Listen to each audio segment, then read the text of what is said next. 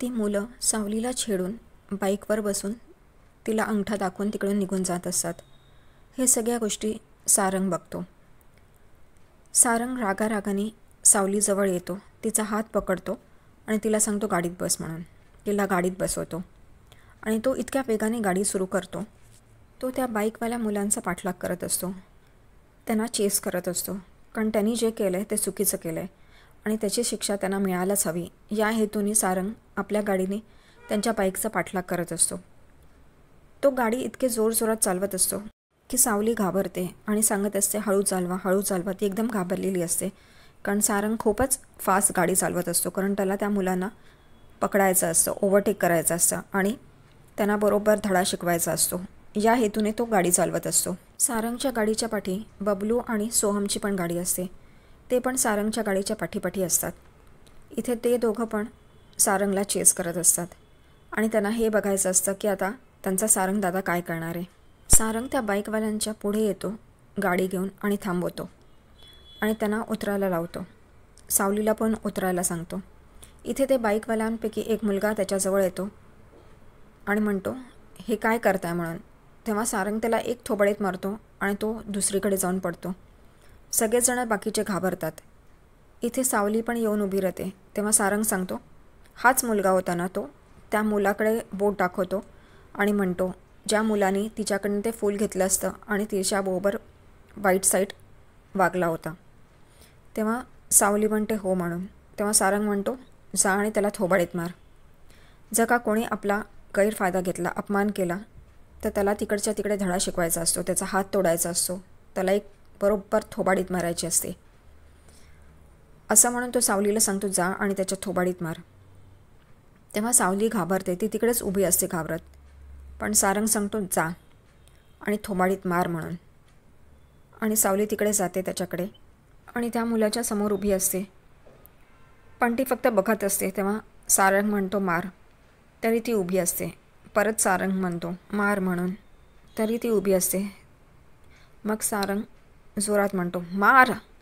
तेव्हा एकदम सावली आपला हात उचलते आणि त्याला थोबाडीत मारते.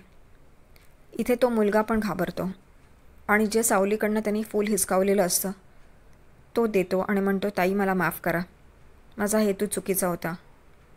आणि ताई ताई म्हणून तिला ते फूल देतो आणि ते लोक तिकडून निघून जातात.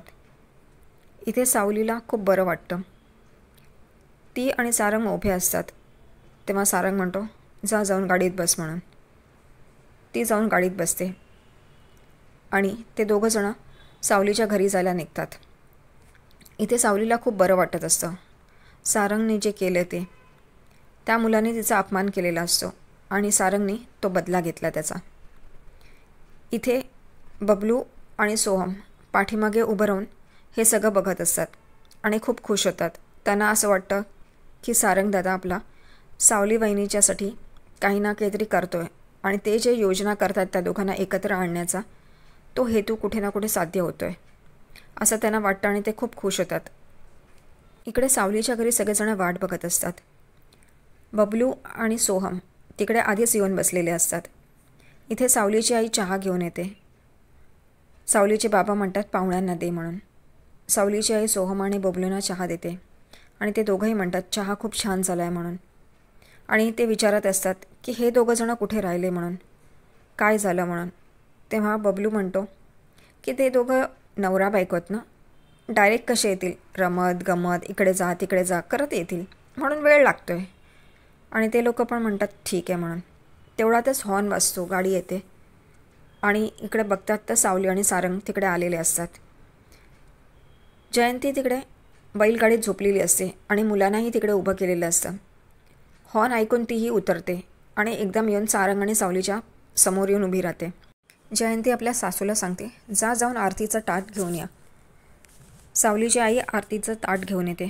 तेव्हा जयंती ते घेते आणि त्यांची आरती करायला उभी राहते. पण तिला कळत नाही पहिलं काय करायचं आहे म्हणून.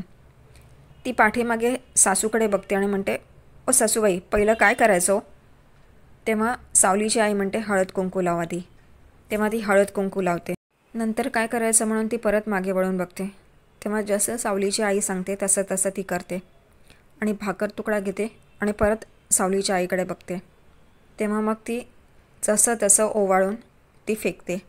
नंतर त्या दोघांना ती ओवाळते आणि म्हणते तुमच्यासाठी एक सरप्राईज आहे, सरप्राईज आहे, असंच चालू असतं. सावलीचे वडील म्हणतात या आत या म्हणून. तेव्हा जयंती त्यांना थांबवते आणि म्हणते असंच कसं, नाव घ्यायला हवं. आणि इथे दोघंजणही दचकतात, सावली आणि सारंग. अपू पण म्हणतो जयंती वहिनी तुमचं पहिल्यांदाच मला पटलं आहे. घ्या ना दाजी नाव. बबलू दादाने तुमच्याबद्दल खूप सांगितलं आहे म्हणून. इकडे सारंग रागाने बबलूकडे बघत असतो आणि सोहमकडे, कारण त्याला माहिती असतं त्यांचा बिंगो बाहेर पडला आहे म्हणून. ते फोटो काढताना ते दोघं पकडले गेलेत म्हणून. इथे सोहम आपले कान धरतो आणि सॉरी म्हणत असतो सारंगला हळूच. आणि इथे बबलू पण बघत असतो. तेव्हा बबलू पण म्हणतो हो हो नाव घेतील ना, खूप छान नाव घेतो म्हणून. सारंग घे घे घे. पण सारंग गप्पा असतो. तेव्हा सावलीची आई म्हणते साऊ बाळा तू आधी घे नाव म्हणून. तेव्हा ती घेते. छानसा उखाणा म्हणते. इथे नंतर सावलीचा मोठा भाऊ म्हणतो आता दाजी तुमची पाळी, तुम्ही पण घ्या. आणि तो जबरदस्तीच करतो. सारंगकडे दुसरं ऑप्शन नाही राहत, त्याला घ्यावाच लागतो. तोही घेतो छानसा उखाणा आणि सगळेजणच खुश होतात. तेव्हा सावलीचे आईवडील म्हणतात आता या आतमध्ये म्हणून. तेव्हा जयंती म्हणते नाही नाही असं कसं, त्यांच्यासाठी एक सरप्राईज आहे. ते दोघंजणं आलेत म्हणून जयंती एक गाणं बसवते. ती मुलांबरोबर ते गाणं म्हणते.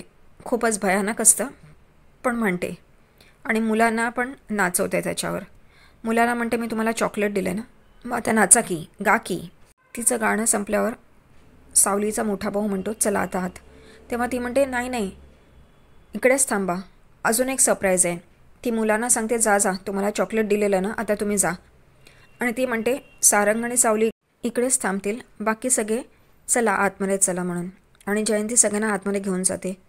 इकडे बाहेर सावली आणि सारंग दोघंच उभे असतात. सावलीला कळत नाही आता काय करायचं म्हणून आणि ही जयंती वहिनी काय करेल म्हणून. इकडे सारंग गाडीला टेकून आपला मोबाईल बघत असतो. तेवढ्यातच सावली त्याच्याजवळ येते आणि म्हणते सारंग सण मला तुमच्याशी काहीतरी बोलायचं आहे. सारंग म्हणतो बोल. तेव्हा ती म्हणते की माझ्या घरच्यांना आपल्या नात्याबद्दल माहीत नाही आहे, तर प्लीज सांगू नका. तेव्हा सारंग सावलीला म्हणतो मला कल्पना होती इथे येताना हे सगळं होईल म्हणून, आणि उखाणा घेतला आहे तो तुझ्यासाठी नाही.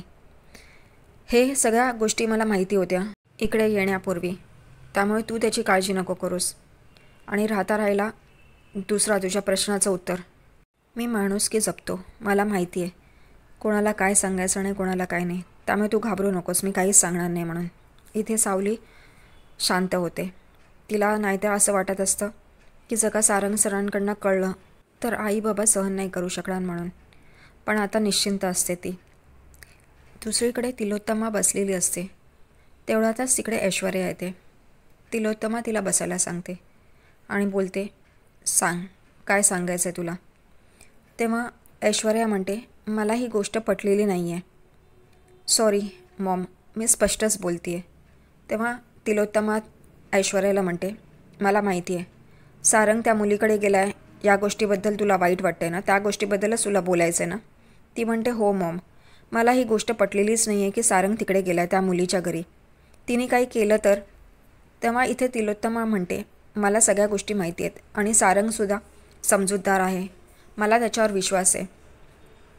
तो तिकडे एका हेतूने गेला आहे आणि मला माहिती आहे ते हेतू काय आहे. पण ऐश्वर्या म्हणते त्या मुलीने काही जादू केली तर. तेव्हा तिलोत्तमा म्हणते माझ्या सारंगवर पूर्ण विश्वास आहे. तो ज्या कामासाठी गेला आहे ते काम फत्ते करेल, त्याची पारखी नजर आहे, त्याच्या नजरेतून काही सुटणार नाही. आणि ती खूप कॉन्फिडन्स दाखवते सारंगवर. इथे जयंती बाहेर येते आणि सारंगने सावलीला सांगते या या आता आत या म्हणून. ते जसे दरवाजात येतात तसंच गुलाबाच्या पाकळ्या त्यांच्यावर पडतात आणि सारंग आणि सावली एकदम चकित होतात. जयंती म्हणते कसं वाटलं माझं सरप्राईज, मी खूप मेहनत केली आहे, बाजूच्या अंगणात जाऊन फुलं गोळा केली, हे केलं ते केलं. इथे बबलू अप्पू सगळेजण म्हणतात की आम्ही पण तर मेहनत केली आहे. बबलू म्हणतो मीच तर वरती पाकळ्या ठेवल्या होत्या. जयंती त्याच्याकडे बघते त्याची हाईट. तेव्हा सोहम त्याला उचलतो आणि वरती करतो आणि म्हणतो असं ठेवलं म्हणून त्यांनी पाकळ्या. इथे जयंती म्हणते ठीक आहे ठीक आहे. इथे अप्पू म्हणतो सगळं क्रेडिट तुम्ही घेऊ नका वहिनी, आम्ही पण मदत केली आहे. आणि बबलू आणि सोहम म्हणतात हो आम्ही पण. सारंग त्यांच्या दोघांकडे बघत असतो